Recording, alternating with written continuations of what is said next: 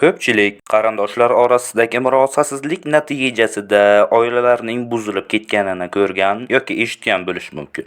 Bu murosasizlik ko'pincha mol, davlat yoki bir-birlari orasida qizg'anish va hasad kabi illatlar sabab yuzaga keladi. Oddiy insonlar orasidagi bu oilaviy murosasizliklar va janjallar yuqori martabali insonlar va davlat amaldorlari orasida bo'lganida bir mamlakatning bu janjallardan zarar ko'rganini ko'rishimiz mumkin.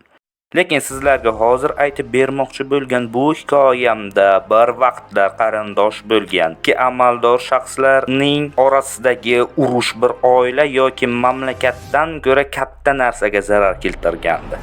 Taxminan bundan 2063 yil oldin Julius Caesar va Gney Pompey o'rtasida boshlangan fuqarolar urushi 5 asrlik Rim respublikasini tugatgandi.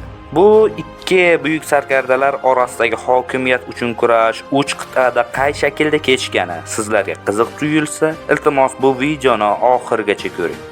Bundan taxminan 2,5 ming yil oldin Italiya yarim orolining o'rtasida joylashgan Rim nomli shaharda insonlar podsholarini ag'darib, xalq tomonidan boshqariladigan bir tuzumni, ya'ni respublikani qurishgandi. Bu respublika 100 yillar davomida xalq saylagan siyosatchilar va nufuzli oqsoqollar majlisi yoki senatorlar tomonidan boshqarilardi. Faqat Rim respublikasi uzoq vaqt bir shahardan iborat davlat bo'lib qolmagandi.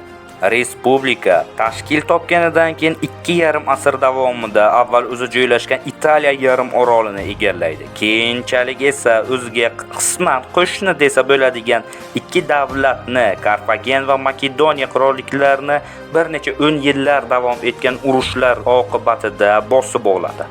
Shu tariqa miloddan avvalgi 1-asrning boshlariga kelganida Rim respublikasi Yevropa, Afrika va Osiyoda viloyatlarga ega bo'lgandi. Lekin Rim kengaygan sari uning fuqarolari orasida ziddiyatlar tobora kuchayib borardi. Uylaridan uzoqda, mutlaqo boshqa mamlakatlarda jang qilgan erkin oddiy fuqarolar ko'p hollarda bu urushdan asosiy foydani ko'rgan taraf bo'lmasdi. Egallagan yerlar va boshqa boyliklar Rimning eski nufuzli zodagon oilalari yoki yangi amaldorlarning qo'liga o'tardi. Shu tariqa yirik yerlarga ega bo'lgan badavlat rimlik zodagonlar bu yerlarda asirga olingan qullarni ishlatib boyliklarini yanada orttirib borar ekan.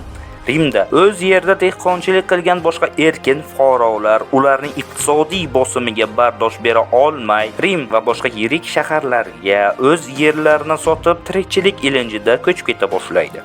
Shu taqlid Rim fuqarolari orasida yuzaga kelgan mulkiy tengsizlik siyosiy qutblashuvga olib keladi. Bu siyosiy qutblashuv natijasida Rim fuqarolari orasida Optimates va Populares nomli ikki guruh shakllanadi. Optimateslar senatni tashkil etgan zodagonlar hisoblangan fuqarolarning manfaatlarini inobatga olgan holda faoliyat yuritardi. Populares esa xalq majlislari orqali qashshoqlashgan oddiy xalqning hayotini yaxshilashga oid islohotlarni amalga oshirishni istashardi. Populares guruhdagi siyosatchilar oddiy fuqarolarga davlat yerlarini bo'lib berishni istagani uchun miloddan avvalgi 2-asrdan boshlab Optimates guruhdagi zodagon siyosatchilarning qarshiligiga uchrab doimo mag'lub etilardi. Har qanchalik zodagonlar oddiy xalqqa yer taqsimlanib berilishini istamasalar ham, ularga bir nuqtada muhtoj edilar. Rim yangi hududlarni egallagan sari yana yangi urushlar boshlanardi. Zodagonlar bu urushlardan keladigan boyliklarning asosiy qismini olgani uchun urushlarni davom ettirish maqsadida askarlarga muhtoj edilar. Rimda esa avval askarlar o'z yerga dehqonchilik qilgan erkin fuqarolar bo'lgani uchun o'z qurollarini sotib olib askarlik qilardi. Lekin Rimda qashshoqlashgan fuqarolar ortgani uchun Optimateslar Populares guruhidan chiqqan Gay Marining harbiy islohotlarini qabul qilishga majbur bo'lgandi. Gay Mayerning islohotiga ko'ra endilikda oddiy fuqarolar hukumat tomonidan qurollantirilib, uzoq yillik xizmatlari tugaganida zabt etilgan mamlakatlardan yer taqsimlanib berilishidan iborat edi. Bu qaror har qanchalik Senatda majburiy bir chora sifatida ko'rilgan bo'lsa ham uzoq muddatda bu senatorlarning kuchini zaiflashtirgandi. Buning asosiy sababi shunda ediki, askarlarning sadoqatlari bundan buyon vatani yoki respublikasidan ko'ra ularga yo'l boshchilik qilib, zafarlar qozonishlarini ta'minlagan sarkardalarga qaratilgandi. Shu sababli ham Senat bora-bora o'lkalarni zabt etgan sarkardalarning kuchaymasligiga yoki kuchaygan taqdirda ham ularning e'tibori va kuchlarini zaiflashtirishga harakat qilishga majbur bo'lgandi. Lekin tez orada ularga kuchlari yetmasligini tushungach, o'zlarining foydasiga ma'qul keladiganlarining hokimiyatini tan olishga majbur bo'lgandi. Julius Sezar va Gney Pompey shu kabi siyosiy muhitda yuksalib borlagan shaxslar edi. Rimda xalq orasida mashhurlikka erishgach, Sezar va Pompey senatning muxolifatiga va qarshiligiga uchragani uchun o'z manfaatlari yo'lida kuchlarini birlashtiradilar. Sezar Rimning qadimiy obro'li patritsiy urug'i hisoblangan Yuliyalardan chiqqan bo'lishiga qaramay, oilasi kambag'allashgani uchun siyosatda yuksalish maqsadida oddiy xalqning qo'lloviga tayangandi. Bir populyar siyosatchisi hisoblangan Sezar boshqaruv yo'nalishidagi eng yuqori martabalarga erishadi. Uning oldida eng so'nggi lavozim hisoblangan konsullik qolgandi. Senat esa davlat boshlig'i lavozimini bir populyar siyosatchini egallashini aslo istamasdi.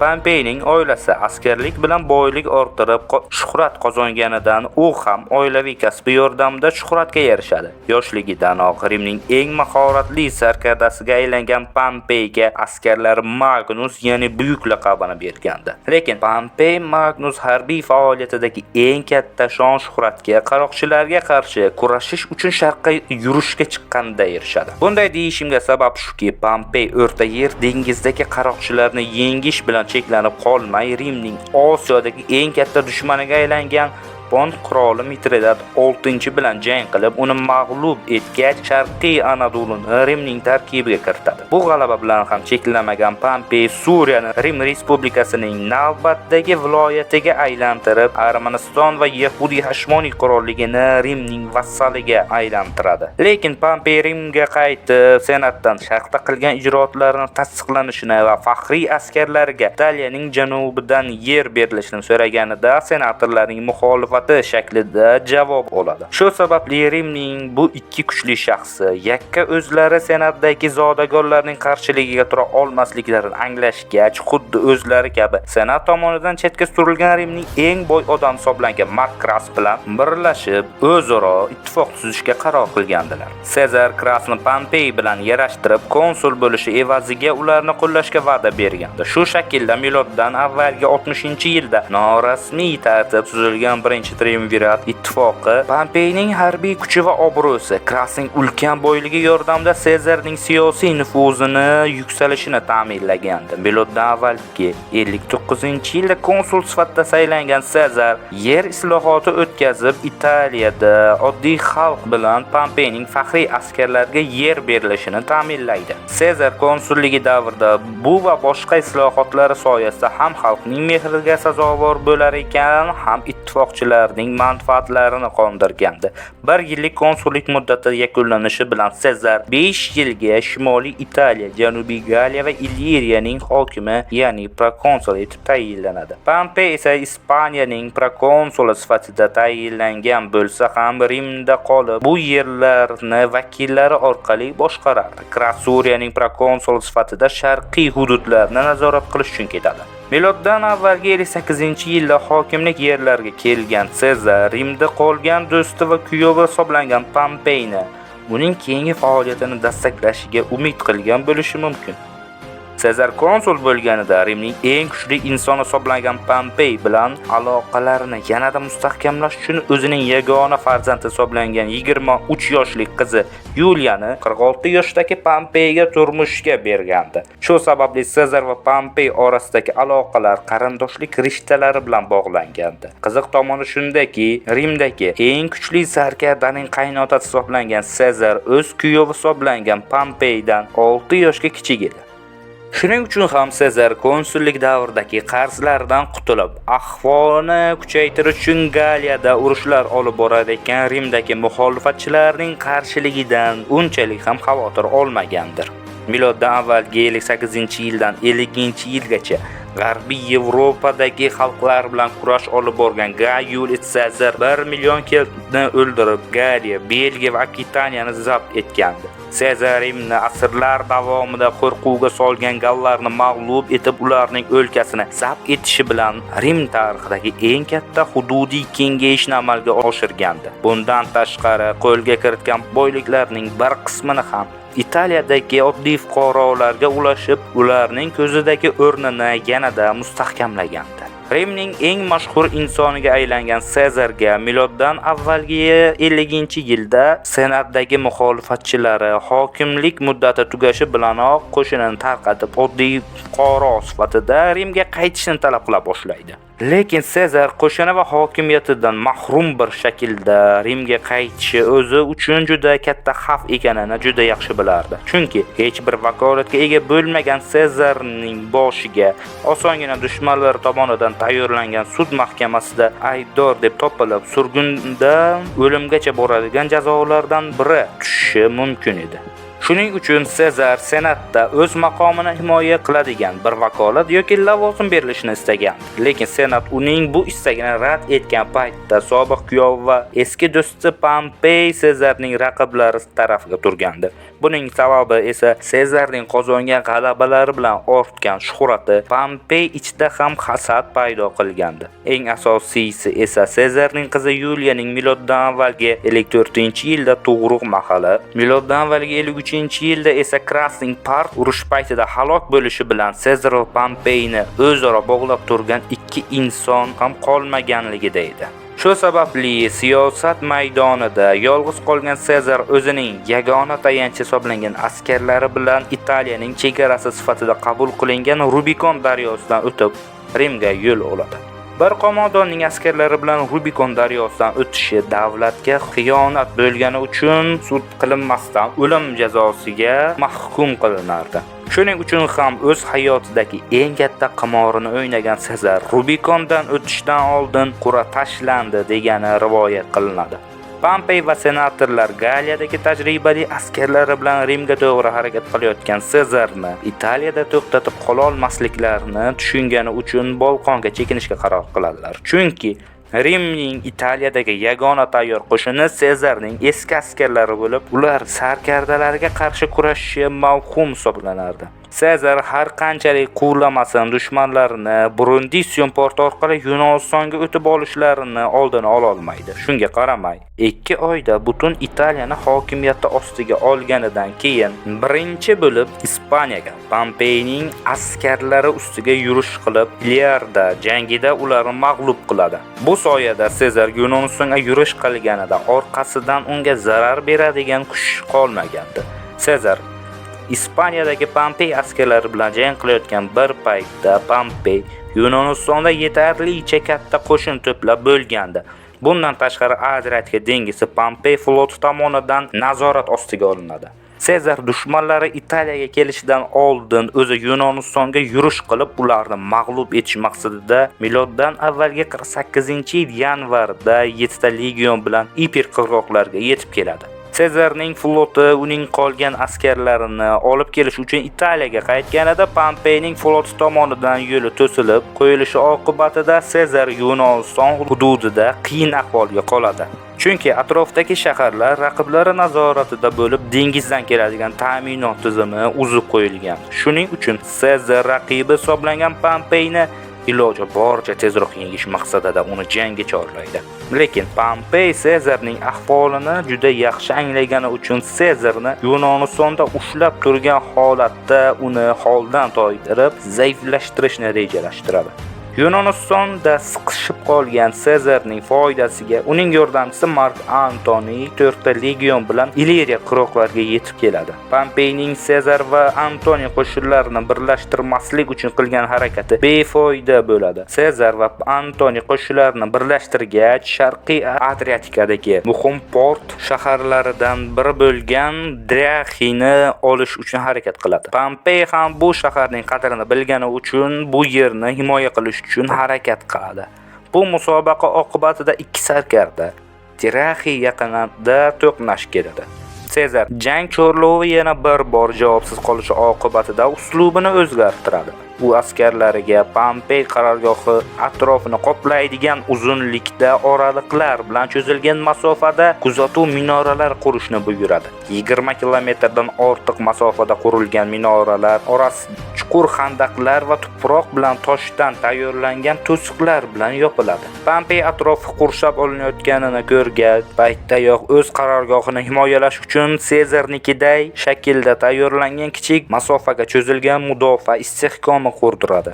Ikki istehkom orasida qolgan bo'sh maydondagi kichik to'qnashuvlar bir foyda keltirmaydi. Pompey Sezar tomonidan tayyorlangan tuzoqdan chiqish uchun bir reja tayyorlaydi. Sezarning mudofaa istehkomidagi zaif tomonini aniqlagach, Drachi shahridagi kuchlarga Sezarni chalqitib turishga oid topshiriq beradi. Shahar mudofaachilari Sezar qarorgohiga hujumga o'tgan paytda Pompey bor kuchini to'plab istehkomning janubiga hujum qilib, bu yerdan yorib chiqib ketadi. Lekin Pompey raqibining qo'shinini tartibsiz shaklda tarqalib ketganidan foydalanib Sezarni ta'qib qilib unga zarba bermay ketishi natijasida bu urushdagi eng katta xatosiga yo'l qo'ygandi. Chunki Sezar qisqa vaqtda o'z qo'shinini tartibga keltirib Fessaliya hududiga chekinadi. Pompeyning Sezarni ta'qib qilishdan bezigan senatorlar esa undan bu urushni tezroq tugatish uchun yakuniy jangga kirishni talab qiladi. Senatorlarning qistovi bilan Pompey Farsal tekisligida Sezar bilan yakuniy jangga kirishga qaror qiladi. Miloddan avvalgi 48-yilning avgust oyida bo'lgan Farsal jangida Pompey ixtiyorida 45,000 piyoda, 7,000 otliq askar bo'lgan bo'lsa, Sezarda 22,000 askar va taxminan 1000 ta otliq bor edi. Pompey rejasini shu shaklda tuzgandi. Avval markazdagi piyodalari Sezarning markazini ushlab turgan paytda uning ko'p sonli otliqlari Sezarning otliq kuchlarini tarqatib yuborganidan keyin Sezar piyodalarining o'ng qanoti bilan orqa tarafini qurshab olib, ularni yo'q qilish kerak edi. Sezar esa Pompeyning ko'p sonli otliqlarining zarbasidan markazini himoyalash uchun jang oldidan shaxsiy muhofizlardan iborat 6 ta kagortani egri chiziq holatida suvoriylarning orqasidan saflantiradi. Ularning vazifasi Pompey suvoriylari Sezarning otliqlarini tarqatib yuborgan payt bu suvoriylarni yo'lini to'sib to'xtatib qolish edi. Jang Sezar piyodalarining Pompey markaziga hujumi bilan boshlanadi. Piyodalar markazga jangga kirgan paytda Pompey suvoriylarini Sezarning otliqlari ustiga yuboradi. Son jihatdan ustun Pompey otliqlari qisqa vaqtda Sezarning otliq kuchlarini tarqatib yuborib harakatini davom ettiradilar, ammo ularning oldidan Sezar yashirgan muhofiz kuchlarning zarbasi bilan to'xtab qolishgandi. Pompey otliqlari Sezar piyodalari tomonidan to'xtatilib qolingan vaqt ichida Sezarning otliqlari qayta saflanib, Pompey suvoriylarini ikki tomonidan qurshab olib, tamomila qirilib ketmasligi uchun bu otliqlar orqalaridagi o'z safdoshlarini bosib bo'lsa ham qochishadi. Sezar Pompeyning otliqlari qochib ketganidan keyin o'ng qanotida tutgan otliq va piyodalarni Pompeyning markaz qismini, chap tomoni va orqa qismini qurshab olish uchun yuboradi. Pompeyning markazdagi piyodalari uch tomonidan qurshab olinganidan keyin yakuniy zarbani berish uchun Sezar muhofiz kuchlarining tamomini markaz zarba berish uchun yuboradi. Muhofiz kuchlarning jangga kirishi bilan Pompey kuchlari tamomila tarqalib ketadi. Taxminlarga ko'ra, Pompey askarlarining 16 mingga halok bo'lib, 20 mingga yaqini asir tushar ekan, Sezar atigi 1000 nafarga yaqin askarlaridan ayriladi. Qo'shini yo'q bo'lganini ko'rgan Pompey osonlik odami bilan Misr fir'avnidan yordam olish uchun ketadi. Lekin Misrning yosh fir'avni Ptolemey 13-chi Sezarga yaxshi ko'rinish uchun Pompeyni kelishi bilan o'ldirib, uni boshini oladi.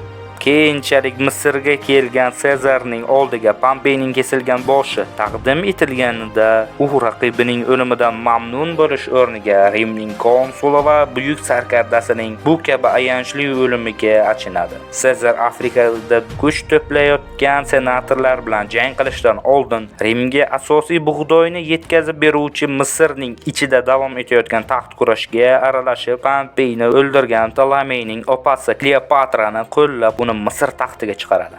Yosh Ptolemey esa jang asnosida Nil daryosida halok bo'ladi. Shu taqlid qisman eski do'sti va sobiq kuyovining qasosini olgan Sezar keyinchalik Miloddan-avvalgi 46-yilda Shimoliy Afrikada ashaddiy dushmani bo'lgan kichik Katon boshchiligidagi kuchlarni Taps jangida mag'lub etadi. Pompeyning o'g'illari Ispaniyada qayta kuch to'plagach, Sezar ularni Miloddan-avvalgi 45-yildagi Munda jangida yengib, Rim fuqarolari urushini tugatadi. Qurada va urushda yutgan Sezar o'zini umrbod diktator deb e'lon qilib, Rimning yakka hukmdoriga aylanadi. Lekin Sezar o'zi bir vaqtlar afv qilgan eski dushmanlarining uyushtirgan fitnasida o'ldirilgach, Rim yana bir bor fuqarolar urushiga kiradi.